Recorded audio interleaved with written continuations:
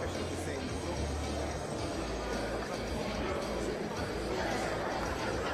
How do you turn it down? I was like, that's another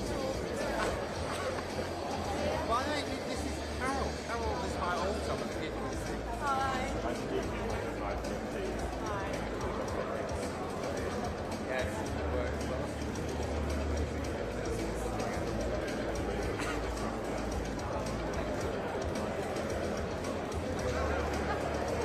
I may have to leave Carol.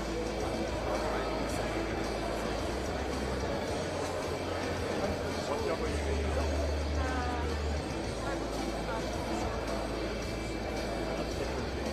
No, it's exactly it. It's exactly what it is. Just give them a slight title there.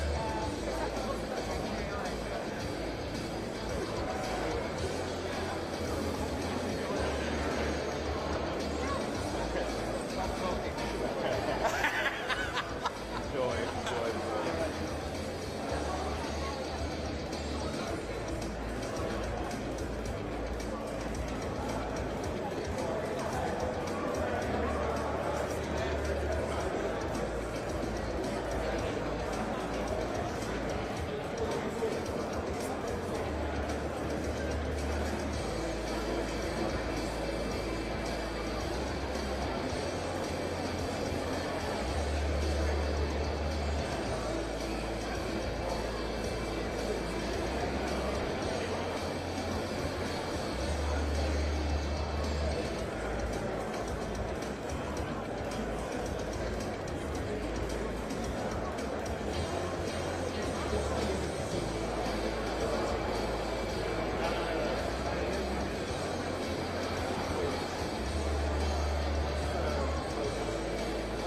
Distinguished guests, please take your seats. The summit will be starting in 5 minutes.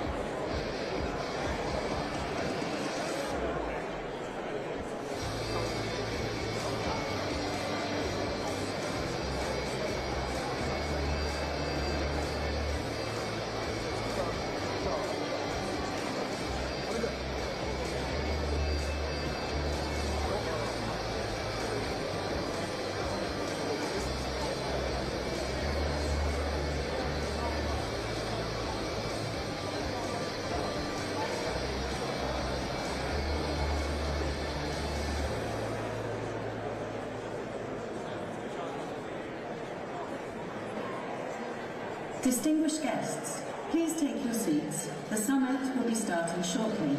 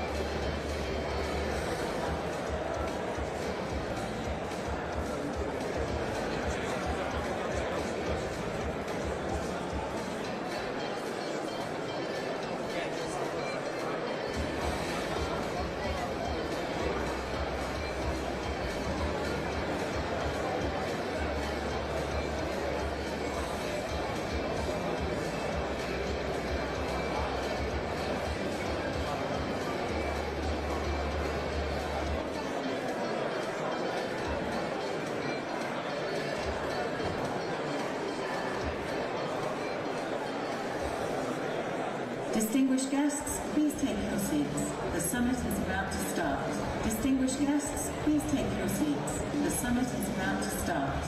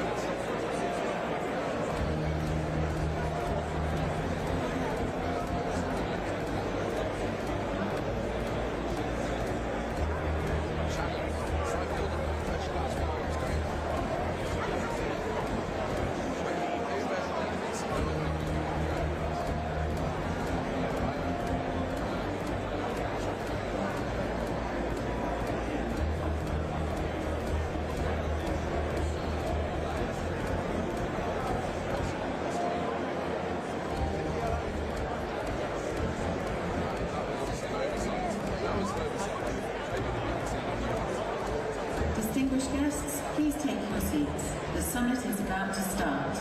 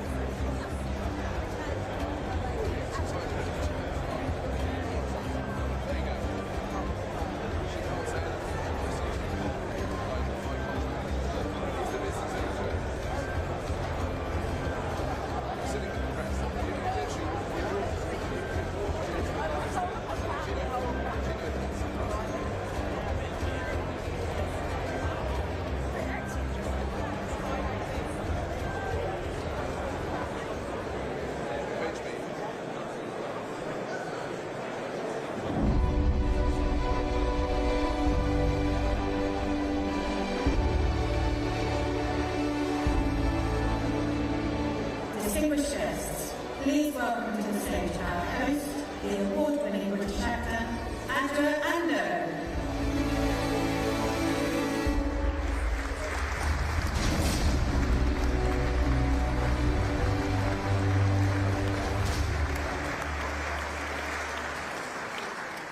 Good morning, everyone. My name is Andrew Ando, and I will be your MC for the day. And what a day we have ahead of us. May I welcome this fabulous array of distinguished guests to this, the British government's inaugural International Investment Summit. It is wonderful to see so many of the world's top business leaders, investors and creative minds gathered together under one roof, and we are so excited to seize this terrific opportunity to bring great minds to bear on the rebooting, galvanising and harnessing of the power of the British economy for the growth and well-being of our nation. Britain is open for business. We need investment in technology, infrastructure, in people, and within our new stable framework there is a huge task of renewal awaiting us. We need investment now and over the longer term to address productivity and competitiveness, and to be the economic driver of growth, which at its heart is our most powerful instrument for hope. Great Britain is hungry for better days ahead, and in this gathering we have a thrilling opportunity to seize the day. And this will be a day of panels, breakout sessions and conversations. Everyone you might want to talk to from the government, from the city and regional mayoralties, and from businesses, national and international, is in this room. And we thank you all for being here. We'll be hearing from the Prime Minister, from the Chancellor, and from ministers and First Ministers across the piece, and from creators and innovators from across the worlds of trade and industry. And then, just when everyone thinks they have peaked, we'll top off the day with a fabulous evening at St. Paul's Cathedral with His Majesty the King in attendance, dining courtesy of 3 Michelin-starred Claire Smith, and a stunning special guest performance from, well, more on that later.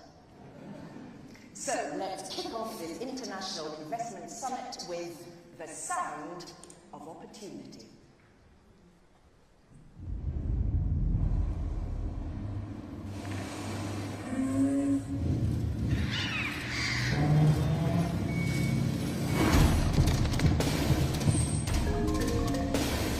Our work is certain and we begin today.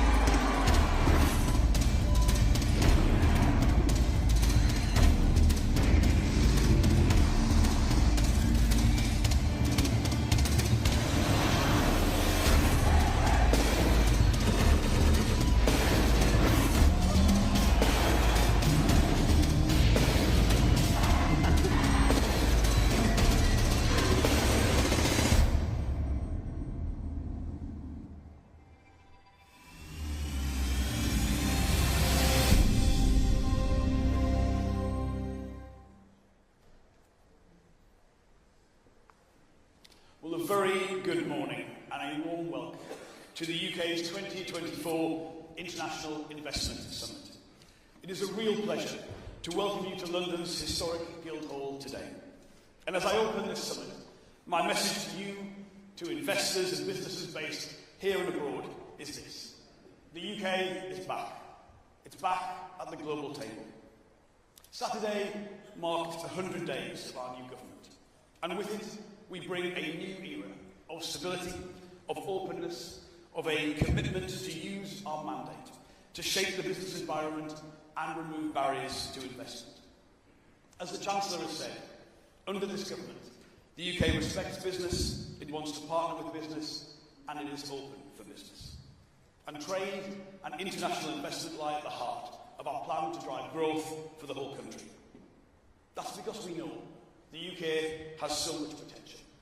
We have one of the largest, most open economies, a legal system that sets global standards, a regulatory environment with some of the strongest safeguards for investment and the greatest incentives for innovation. We benefit from a skilled and diverse workforce, supported by an immigration system that draws talent from around the globe. In fact, we are the second most attractive country in the G20 for young people.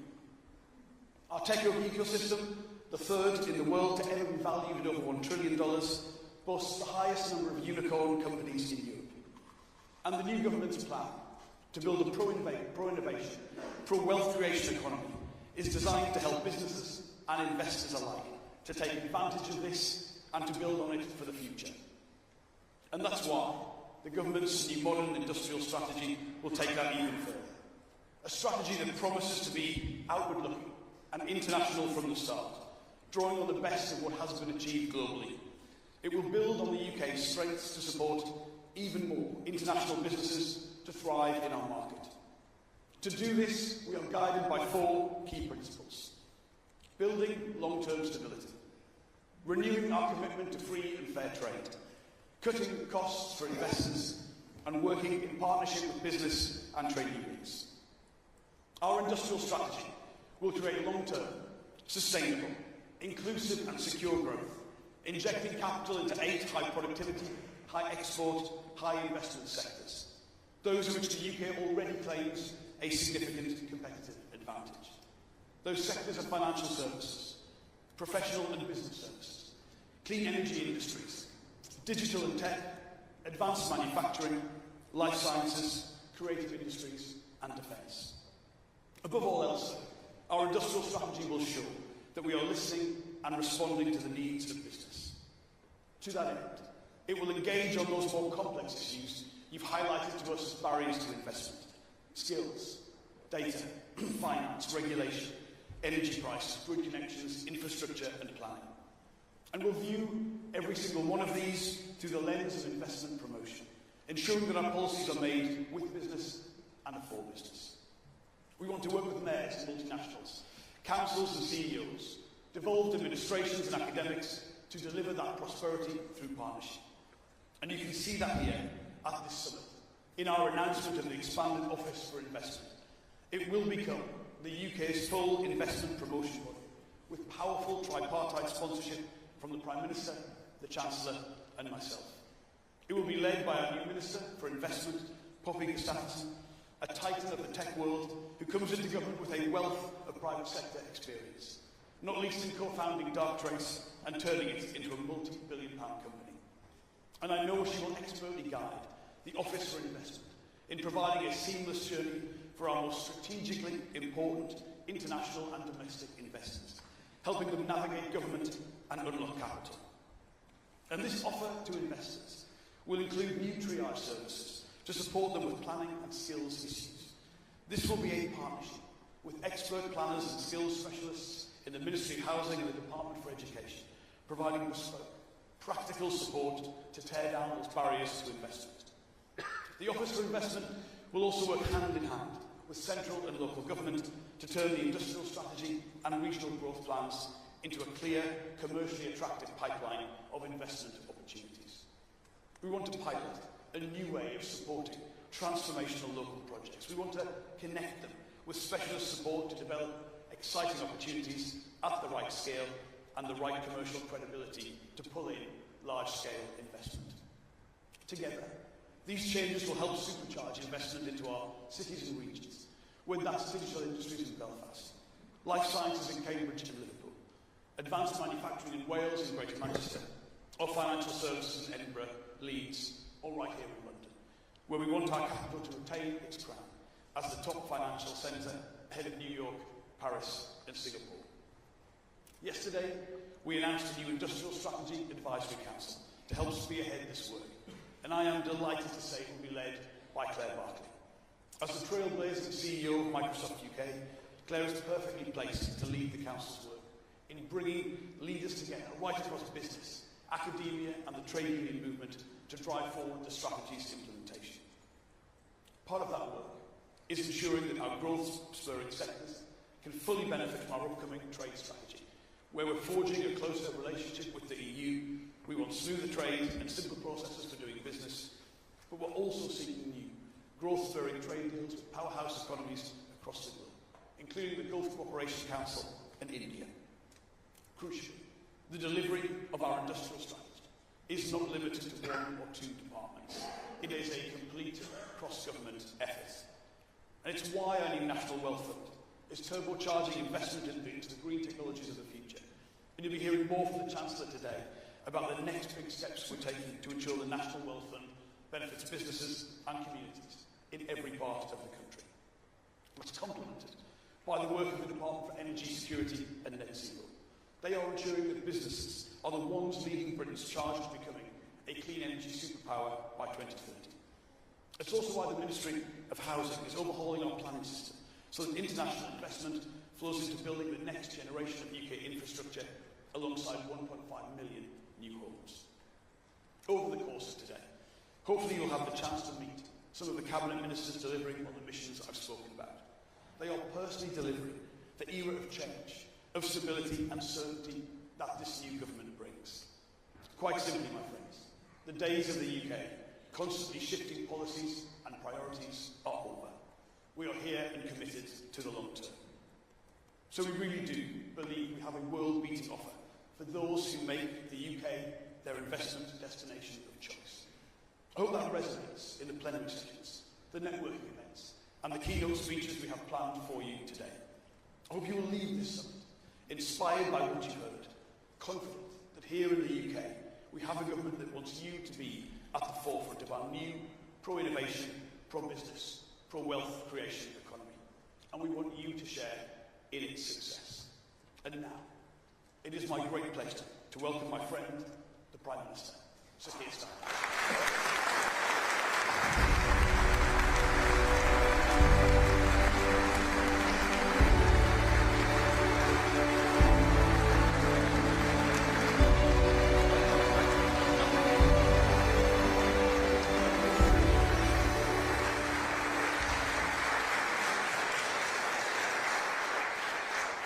Thank you, Johnny, and thanks to all of you for being here. It's fantastic to stand here and to look out and see so many of you here, and I'm really grateful that you've made the effort and you are here. It means a huge amount to me and my government. And welcome to this government's first International Investment Summit. And some of you, I know, have come a very long way to be here. You've flown in a great distance. Some of you will be going straight back out again afterwards. You've made a huge effort to share with us the precious gift of your time, and we're really, really grateful for that. And welcome to the Guildhall, London's ancient town hall. Isn't it a fantastic building? It's really breathtaking, this Guildhall. Not, of course, to be confused with the nearby Guildhall School of Music, where I once pursued a fleeting ambition to play the flute professionally. I kid you not. Complete with then long hair and very, very flared jeans. All photographic evidence has been destroyed, I'm afraid. But today we're pursuing a different ambition, a shared ambition: growth.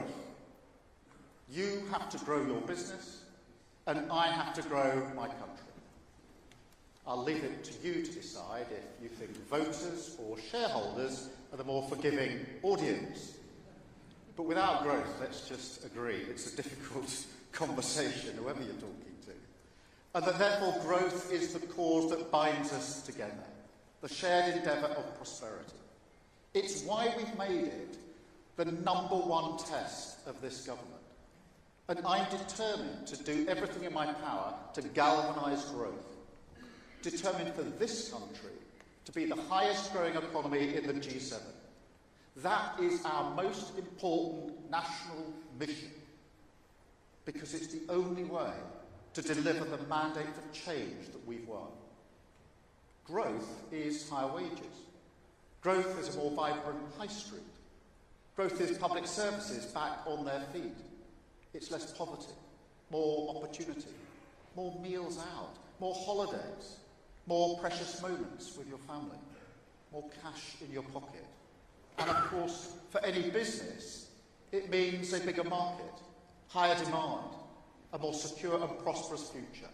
Your effort and enterprise rewarded in profit. But it is much more important even than all that. We live in an age when political fires rage across the world. Conflict, insecurity, a populist mood that rails against the open values so many of us hold dear. Values which, as you know, are so crucial for making business easy to do. And yet at the same time, look around the world. Look at the investments you and others are making. This is an age of great possibility as well. Huge revolutions in digital technology, in clean energy, medicine, life sciences, each with the potential to fundamentally change the way we live and the way that we work. Each with the possibility to transform the lives of working people for the better. And so, in times like this, economic growth is vital, as it's always been, if we're to steer our way through a great period of insecurity and change, and on to calmer waters. Because when working people benefit from that growth, when every community enjoys the fruits of wealth creation, it stops a country turning in on itself and against the world. And that in turn helps provide a stable foundation, breathing space, for a country to take advantage of those opportunities for a better future. To put it more simply, it's not just that stability leads to growth, though we all recognise that. It's also that growth leads to stability. Growth leads to a country that's better equipped to come together and get its future back. And that's why it's always been so critical to my political project. The key ingredient of that great moderation we became accustomed to before the financial crash, but which, together, in partnership, we now have to earn again. Every one of you here today has been invited for that reason. It's not just that you lead some of the most important businesses in the world. It's also because you're pivotal to this great cause of our times. And the reason we are focusing so much on investment is because the mission of growth in this country in particular demands it. Private sector investment is the way we rebuild our country and pay our way in the world. And make no mistake, this is a great moment to back Britain. This is a great moment to back England, Scotland, Northern Ireland and Wales. We have an amazing education system that produces some of the best talent in the world, the largest tech sector in Europe, leading positions in some of those great industries of the future, artificial intelligence, life sciences, clean energy, the creative industries. We're a country where businesses thrive, small and large alike, clear regulatory frameworks of protection, a legal system that sets high standards around the globe, a location that means we can speak to our colleagues in the Americas or Asia in the same day, a high ranking in the Global Innovation Index every year, our wonderful global language, our world-renowned sport and culture, this great modern city all around us, a heritage steeped in commerce and trade, a set of shared values, centuries long, of being a country that is open for business. You can't put a price on any of this. And we've got our problems, of course we know. As I've said, our public services need urgent care. Our public finances need the tough love of prudence. Challenges we cannot ignore. Because we know, just as every leader here knows, that those early weeks and months are precious. And no matter how many people advise you to ignore it, that you must run towards the fire to put it out, not let it spread further. So we will fix our public services. We will stabilise our economy, and we will do it quickly, because we don't want any of the problems associated with our inheritance. Misting up the shop window of Britain, distracting you from all those assets that I just listed, assets that may feel more intangible, but are more valuable, more enduring, and deeper in the bones of this nation, and which are ready to be unlocked if we take firm and decisive action on policy, which we can and we will, and to give you total confidence that this is the moment to back Britain. Now, let me quickly run through 4 crucial areas in our pitch for Britain. And I know it's kind of CEO heresy to have a list of 4, not 3. So, I apologise.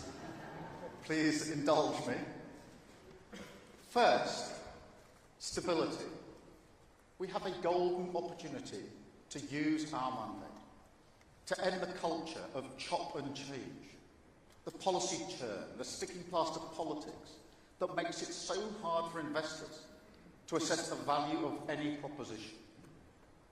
Now, you may think, well, every government says that. But the stability that comes with a large majority in our system, that is a unique advantage. And we have the determination, the focus on clear long-term aims, a mission-led mindset that thinks in years, not the days or hours of the news grid, needed to unlock the potential. And don't doubt that. Second, strategy. We're building a more strategic architecture for growth, a way for investors to have a much steadier hand on the tiller. That's why we've announced a new National Wealth Fund and switched on Great British Energy, which will accelerate investment in clean power and future technologies, like carbon capture and storage, for example, which we backed alongside BP, Equinor and Eni, and which shows the hard-headed approach we will take to industrial policy. A partnership, sharing the risk with the private sector. Ambition, absolutely. But also unsentimental, guided by the market, focused at all times on the real potential for comparative advantage in this country. You know, this is the point I would always make about our modern industrial strategy. In this country, there's been a long, rather arcane political debate about picking winners. Well, we're not in the business of picking individual winners, but we are in the business of building on our strengths, mowing the grass on the pitch, making sure the changing rooms are clear and comfortable, the training ground is good, so that when our businesses compete, they're match fit. To put it simply, we give the businesses of this country the best conditions to succeed. And I don't know why that's sometimes controversial in this country. Industrial policy seems fairly commonplace elsewhere in the world, but it is fundamental to the way we see our job on growth and our relationship with a room like this. Third, Britain's global standing. We're determined to improve it, determined to repair Britain's brand as an open, outward-looking, confident, trading nation. But I see this as diplomatic necessity. And I think it's clear how much priority I've given it in the first 100 days of government, all around the world, whether it's countries or investors. People want to know that Britain can be a stable, trusted, rule-abiding partner, as we've always been, but that somehow, during the whole circus that followed Brexit, the last government made a few people less sure about it, needlessly insulting our closest allies, and of course a few choice Anglo-Saxon phrases for business. Well, no more. We've turned the page on that decisively, and we will use that reset for growth. Finally, fourth, regulation. Now, I don't see regulation as good or bad. That seems simplistic to me. Some regulation is life-saving. We saw that in recent weeks here with the report on the tragedy of Grenfell Tower. But across our public sector, I would say the previous government hid behind regulators, deferred decisions to them because it was either too weak or indecisive, or simply not committed enough to growth. Now, planning is a very real example of that. Or, for friends from across the pond, permitting is a really clear example of that, the global language. But anyway, the key test for me on regulation is, of course, growth. Is this going to make our economy more dynamic? Is this going to inhibit or unlock investment? Is it something that enables the builders, not the blockers? Now, I know some people may be wondering about our labour market policies introduced last week. Let me be clear, they're pro-growth. Workers with more security at work, with higher wages, that is a better growth model for this country. It will lead to a more dynamism in our labour market. And seriously, we need to think differently about this. A nation's position in the world is changing all the time, as must its growth model. So while I know that this is a room full of businesses who take investing in their human capital seriously, when I look at the British economy as a whole, it does seem as though it's sometimes we're more comfortable hiring people to work in low-pay, insecure contracts than we are in investing in the new technology that delivers for workers, for productivity, and for our country. And we've got to break out of that trap. But we've also got to look at regulation across the piece. And where it is needlessly holding back the investment we need to take our country forward. Where it's stopping us building the homes, the data centres, the warehouses, grid connectors, roads, train lines, you name it, then mark my words, we will get rid of it. Take the East Anglia 2 wind farm. Now this is a £4 billion investment, 1 gigawatt of clean energy. An important project, absolutely. But also the sort of thing a country as committed to clean energy as we are needs to replicate again and again. Now, regulators demanded over 4,000 planning documents for that project. Not 4,000 pages, 4,000 documents. And then, 6 weeks after finally receiving planning consent, it was held up for a further 2 years by judicial review. I mean, as an investor, when you see that kind of inertia, you don't bother, do you? And that, in a nutshell, is the biggest supply-side problem we have in this country. So it's time to upgrade the regulatory regime, make it fit for the modern age, harness every opportunity available to Britain. We will rip up the bureaucracy that blocks investment. We will march through the institutions and make sure that every regulator in this country, especially our economic and competition regulators, take growth as seriously as this room does. And look, tell us about your frustrations on this. Speak to my team. Speak to me, to Rachel, to Johnny, to Ed, and our new Minister for Investment, Poppy. Any leader knows the importance of a good team, and we've got one here. We're united behind growth. Our door is open, and the work of change has already begun. We're reforming the planning system. The onshore wind ban has gone. New projects in solar, wind, tidal energy, carbon capture and storage, tax relief for the creative industries, investment from the world's leading companies, Blackstone, Amazon, a new partnership with CyrusOne to build data centres in Digby, finally grasping the nettle on airport expansion, a new £1 billion commitment from Manchester Airport Group to expand Stansted, opening up new routes for work and holiday destinations. The first of tens of billions worth of inward investment deals that we will sign today, because we're determined to lead the way on growth, determined to get Britain building, determined to get our economy moving through the shock and awe of investment.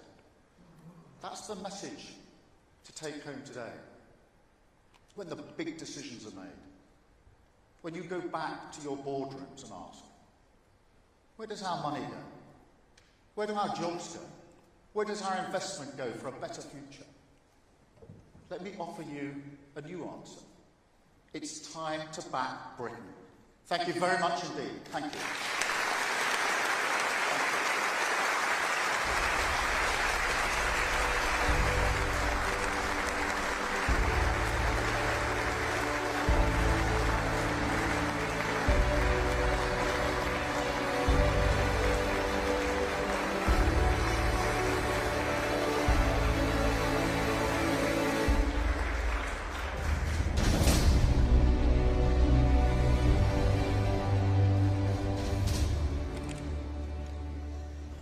Thank you, Prime Minister.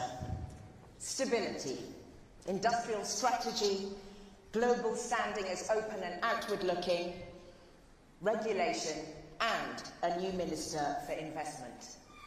Lots of things to be excited about.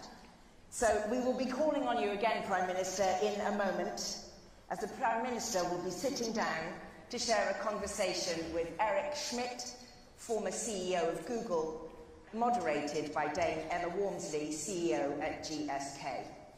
Hence the furniture moving. I must first congratulate Eric Schmidt on this summer's honorary knighthood. Congratulations, Eric. As many of you will know, Eric Schmidt is an accomplished technologist, entrepreneur and philanthropist who is also known for his pivotal role in the growth of Google as its CEO from 2001 to 2011, overseeing its transformation from a small startup to a giant global tech company. What a journey. Most recently, in 2024, in partnership with his wife Wendy, Eric co-founded Schmidt Sciences, a non-profit working to advance science and technology in deepening human understanding of the natural world whilst developing solutions to global issues. And his latest of many books, Genesis, Artificial Intelligence, Hope and the Human Spirit, was co-written with academic Craig Mundy and the late Dr. Henry Kissinger. Our moderator, Dame Emma Walmsley, has headed up GSK, the world's largest vaccine company, since 2017. She has been quite busy over the last few years. GSK has 11,000 employees in the UK, and its global HQ sits right here in London.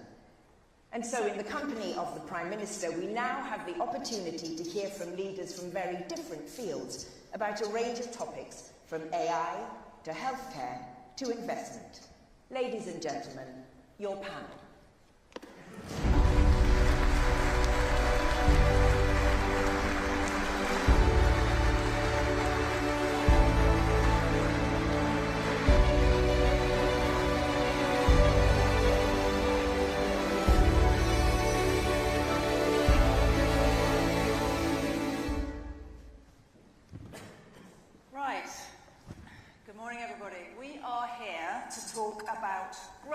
Specifically, your long-term execution plans to make sure we deliver it together so that everyone here doesn't just back Britain, but bets big on Britain. And I want to start, Prime Minister, with the question of our competitiveness. You've been crystal clear, it's all about growth, and that is something that you want to lead in partnership with business. But every investor in this room has choices. It's about our relative competitiveness. So how, versus other G7 countries or the rest of Europe and the region, are we going to make sure that the costs of doing business in Britain are competitive, that the regulatory environment and the changes you're going to drive are going to be competitive, and perhaps, most importantly, if we can just all look beyond the immediate budget cycle focus and take a long-term view. During your watch, what do you most want to have achieved in reform for business to make Britain worth this bet? Well, thank you for that. I think it's a really important opening place. There are a number of components that I think are important, and you can almost sort of work down through them. The first is to be clear with everybody in this room and beyond that this is a government that is mission-driven, that has a driving sense of purpose, and that the number one mission is economic growth. And everything else ladders up to that. So this real clarity. I think one of the biggest mistakes of governments, particularly recent governments here, has been too much focus on the short term, too much chop and change, too much what I call sticking plaster politics. So you've got a government with strategic long-term vision, which is around a very clearly defined mission. And that helps with certainty, strategic thinking, but it also helps with priority, because all governments have to prioritise, difficult decisions are made all of the time. And this gives us a yardstick, if you like, which is it pro-growth, in which case, yes, or is it not pro-growth, in which case, no. The second thing then, alongside the mission but crucial to it, is that we've got a good majority under our political system. And that's not about political bragging and the numbers. It's not particularly party political, but it is to say the decisions that we can make are therefore measured in years, not months. And for investors, that's really important. Now, that's the sort of high-level issue. So it's growth, it's mission-driven, it's got the stability that we need. But what I also want to make clear today is that we have listened good and hard to execution questions, the point you put to me. That's all very well, but how does that actually materially make a difference to me as an investor? Because as you rightly say, we've got choices to make. We could invest here, we could invest somewhere else. So how do you change the environment? Now, on the positive column, if you like, we've got brilliant assets, brilliant education, brilliant skills, some of the best universities in the world, and real leaders, artificial intelligence, life sciences, you name it. There's all of the assets I just listed in my speech, really strong attributes of the UK. But in the other column, we've got some inhibitors. And it's those that we need to absolutely champion the brilliance that we've got to offer. But we need to get rid of some of the inhibitors. And most of my determination to get rid of the inhibitors has been through conversations with people in this room around planning. It takes far too long to get decisions on planning, far too long, measured in years, not months. And so we've got to streamline that, and that's what we've already started on. On regulation, again, what I was trying to say in my speech, I'm not, as it were, saying all regulation is bad, but the sheer volume that we've got here and the inconsistency with different regulators or bodies pulling in slightly different directions means it's not just the volume of regulation, it's also the fact that there's not even a sort of clear landing path in for investment. That is what we need to strip away. There are other things as well, the grid, the infrastructure, etc. And we've set up some of the mechanisms now for doing that. Huge, we've got investment minister, we've got a real focus on innovation, the National Wealth Fund, Great British Energy. But it's doing them both together. But the one thing that having a good majority gives you is the opportunity for bold action very early on in a parliamentary term to do the things which have always been put in the too difficult box. I mean, everybody knows planning is a problem. We've known this. Anybody who's ever been involved in investment infrastructure projects will know planning is a problem. But until now, you've had a mindset in politics which is that, well, let's put that in a difficult box because it raises too many issues. Everyone knows that regulation actually needs to be streamlined and made fit for purpose. But again, too dangerous to deal with. Let's put it in the too difficult box. I think now's the time to absolutely grasp these things, to create the environment for investors to invest. And the final thing I'd say is this. This has to be a partnership between a mission-driven government on the one hand and the private sector on the other. But what's important in a partnership is that both partners don't try and do the same thing. The government doesn't try to do what investors in the private sector does, because investors in the private sector do it better.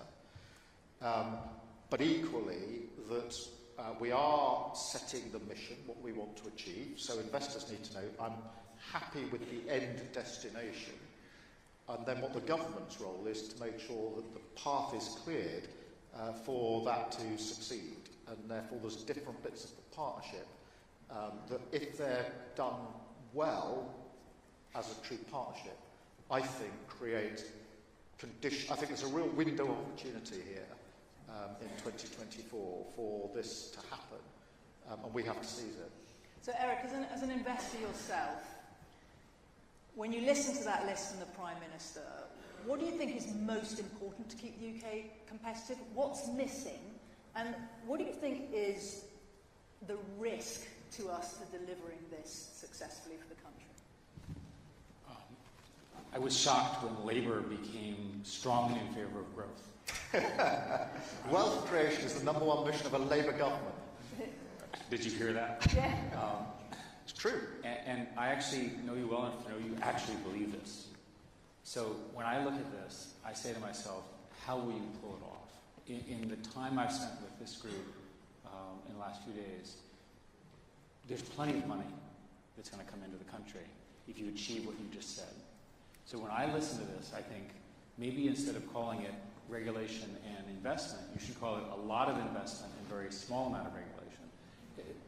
Or maybe you need a minister of anti-regulation. A more serious proposal is that democracies, especially something as long as old as this one, have so many ways in which people can say no.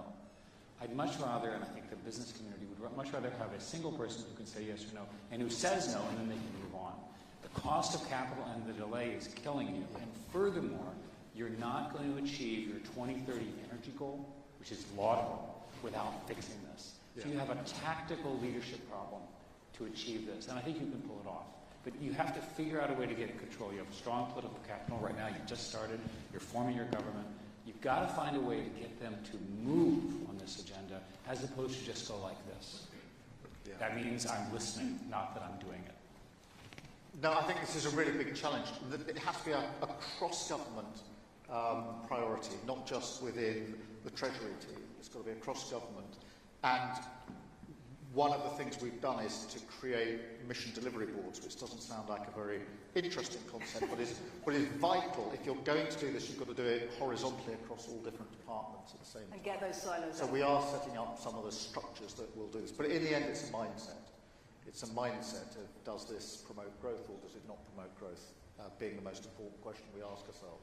So can I come to the question of where we sit in the global context? One of the things I often hear is that people like investing in Britain because it can be a source of innovation for the world. We have a great track record of doing that. Another one is because we can be a hub and a bridge internationally. So it's not just about the domestic market. But in a post-Brexit world, how does that actually work? And again, what is the competitive offer for that international connectivity? I think this is a really important point because I think the international reset, or the reset on the international stage, has to come alongside what we're doing on investment.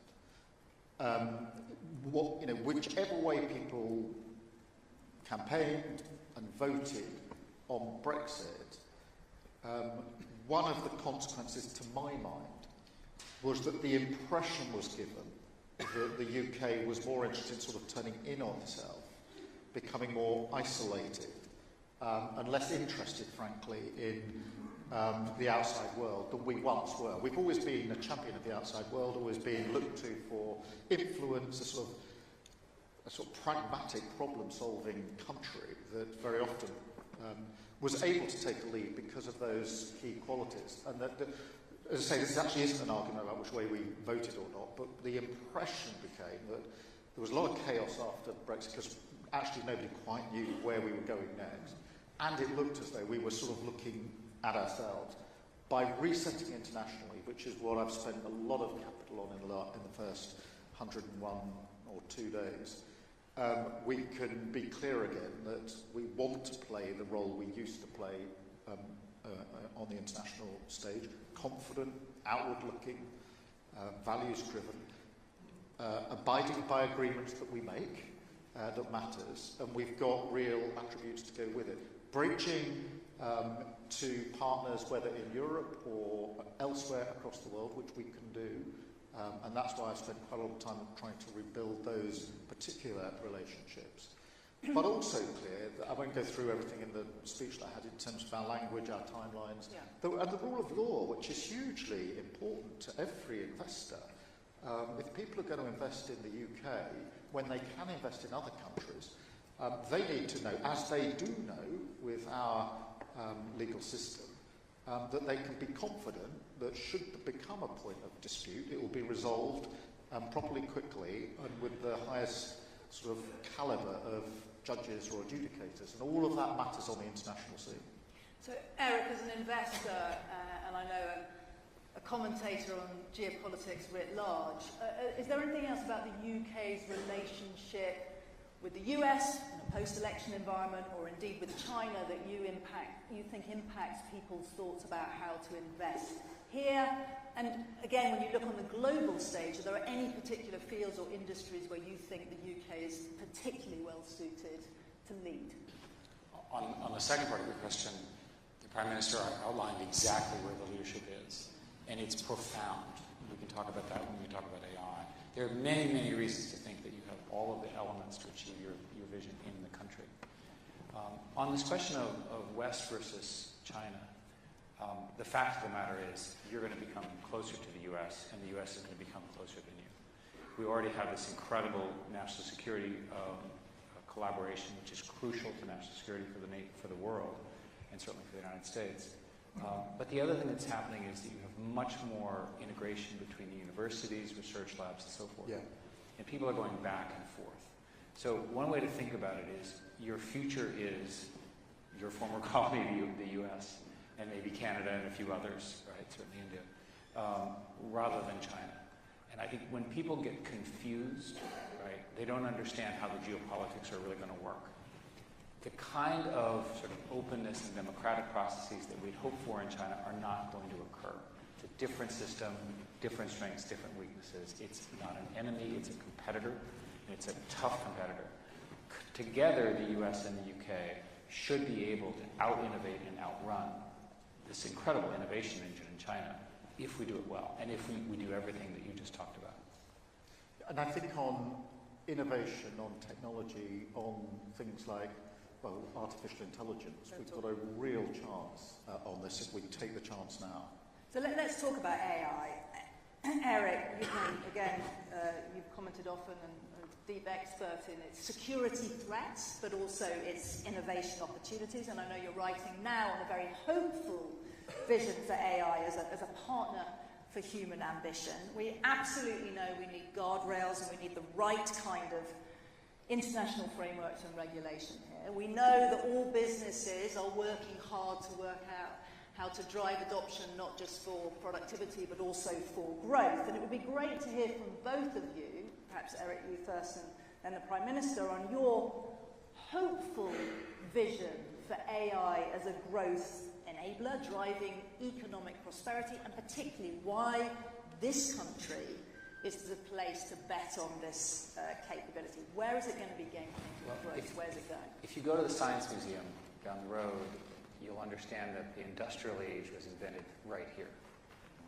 And there's every reason to think that artificial intelligence will have the same level of impact.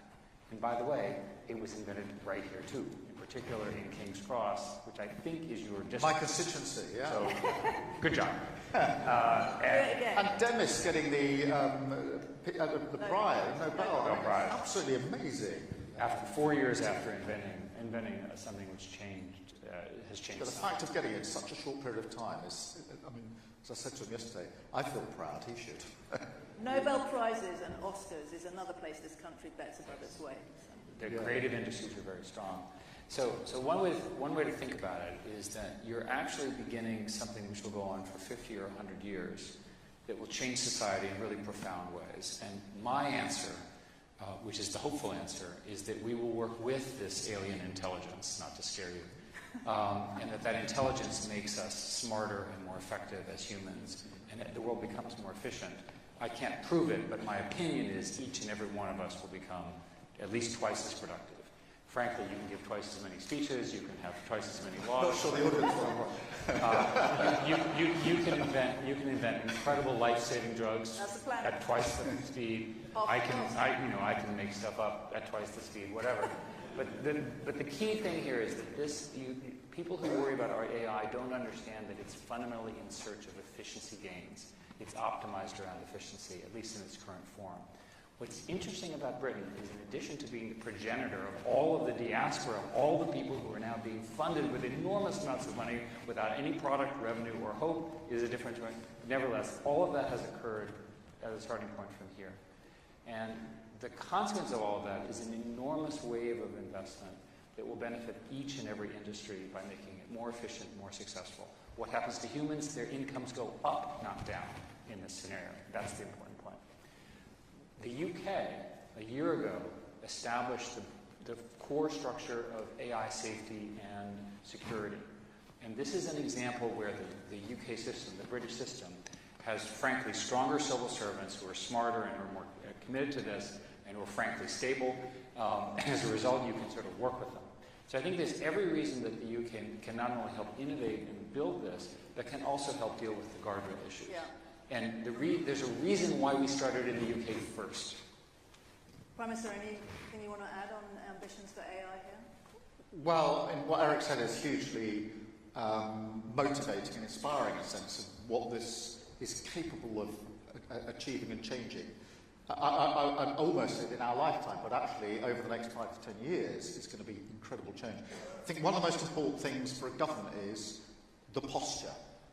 Are we leaning in and seeing this as an opportunity, as I do, or are we sort of leaning out, saying this is rather scary, we better regulate it, which I think will be the wrong approach. Obviously, there's always a question of balance, but what's your primary posture really matters on AI. It is a game changer that has massive potential on productivity and on driving our economy, and we need to run towards it.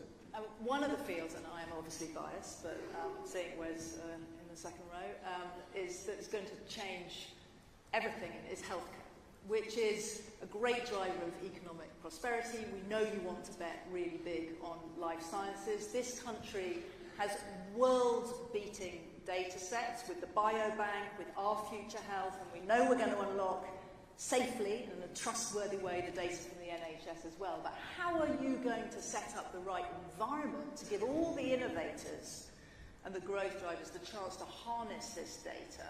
And Eric, it'd be good to then hear from you on, in public services more broadly, how we build that trust factor. I think let's start with health because it's so important. We are rightly proud of the fact that we have a National Health Service set up by the post-war Labour government, and every year we sort of add a year to our pride in what we set up 70 plus years ago.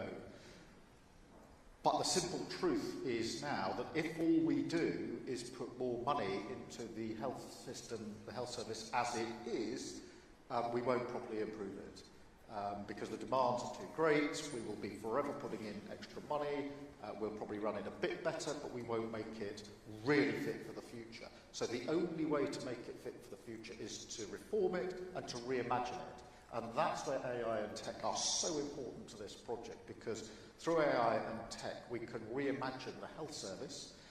It is I mean, I've seen small examples of AI in our health service where it's being used. Scanning for cancer, particularly liver, was an example that I saw for myself, with massively increased chances of getting cancer earlier. But there's much, much more that can be done in relation to that. So this is something that we need to use in health, and we need to think differently in health. I'm not talking about changing the basic principles at free at the point of need and all the rest of it. I'm talking about a different health service that in 70 plus years people can look back at the 2024 Labour government with as much pride as we do at the government in the post-war era. But not just health, I think all public services need reform, and technology, AI are part of that reform. Huge potential, I think, for AI to be a game changer when it comes to delivery of public services. I'll just say one more thing because I think it's important.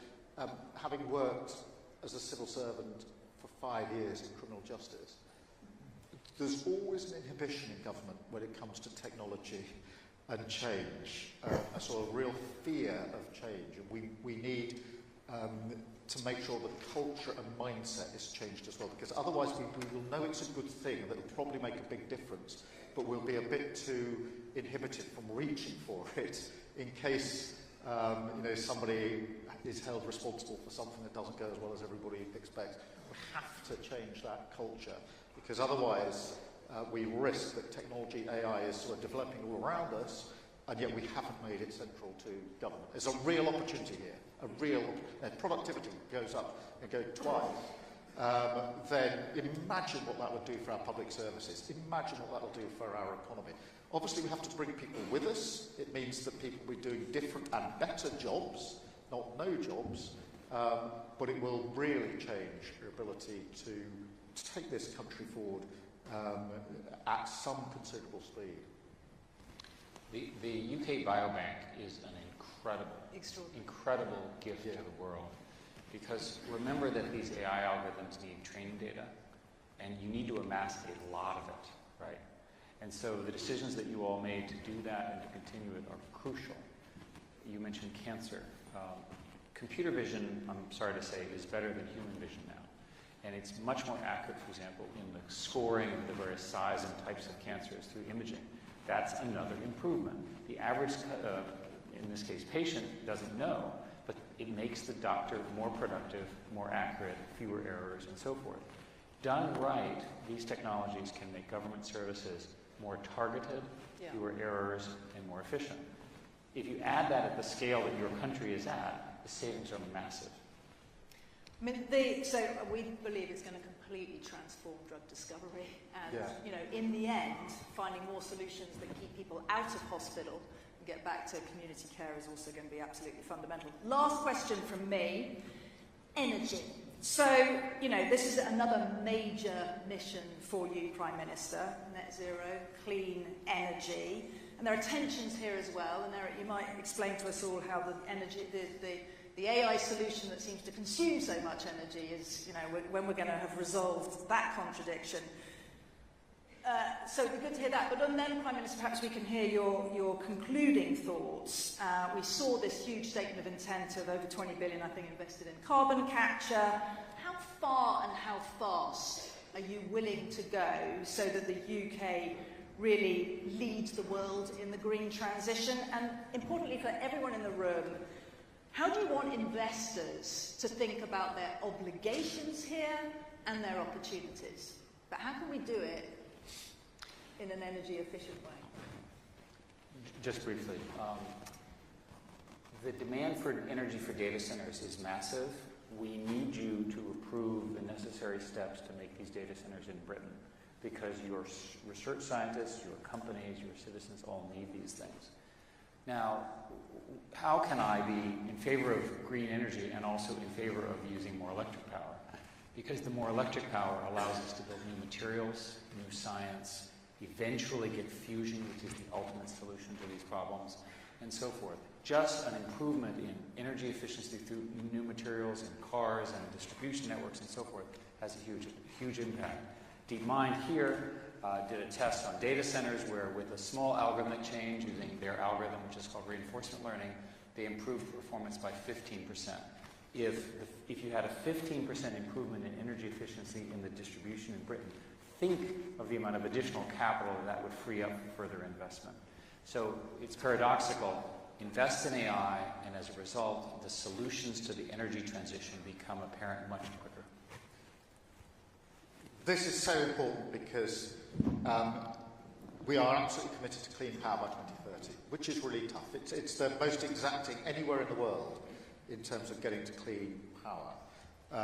It's tough, but it's doable.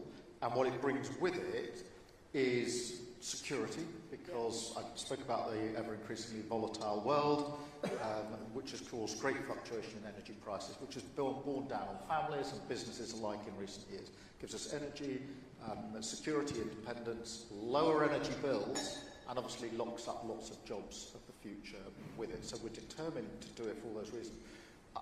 I mean, on the face of it, there is an apparent tension between AI and technology, which is massively going to increase the demand for energy, and this, you know, absolutely running towards clean power 2030. I actually think that if you step back, the two go together. In other words, what you need for your development, your AI, is more energy, but clean, reliable, cheaper energy, homegrown, is the answer to that conundrum. And actually, if we get this right, it becomes an incredibly important selling point of the UK in terms of why would you want to put your databases here? Why would you want to develop AI here?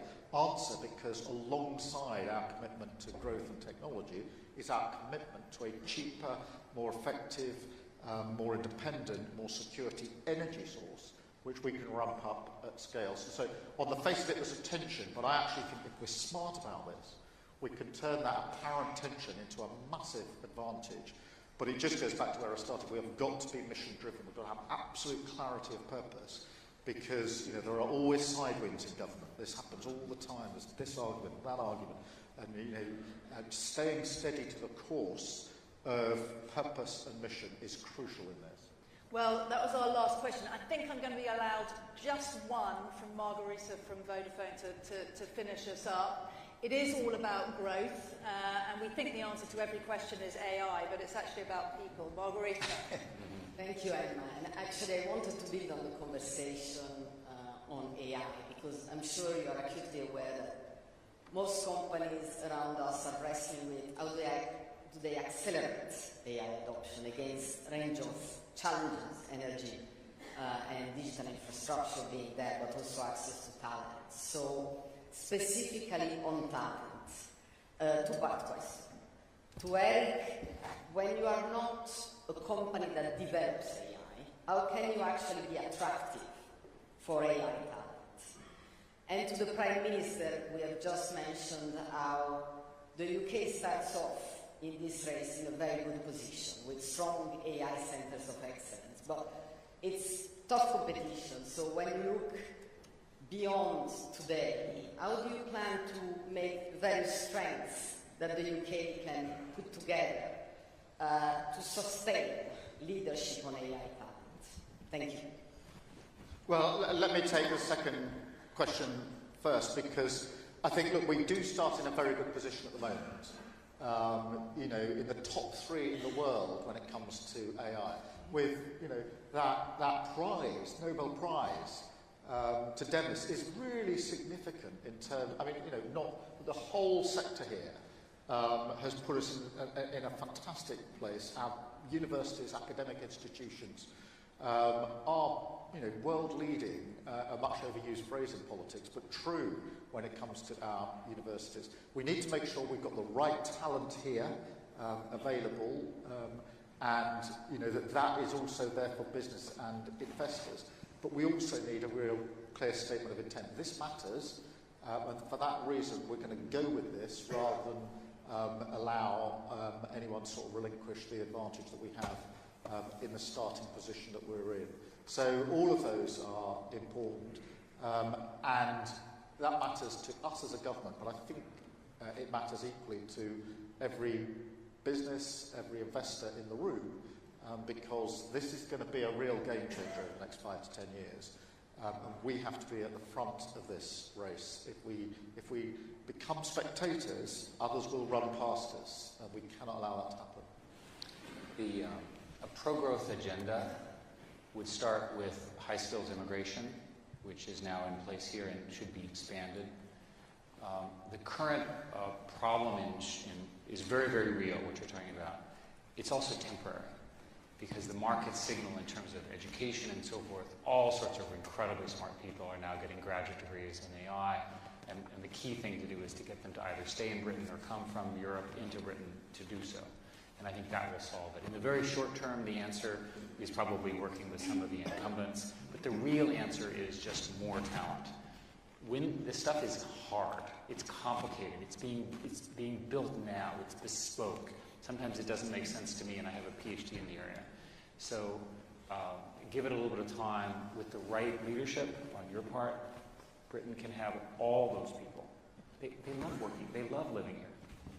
So AI and human beings together can be great growth drivers. Business and government together hopefully are going to be very ambitious and successful growth drivers. It's a wonderful day for us all to be thinking about betting big on Britain. Eric, Prime Minister, thank you very much. Thank you very much.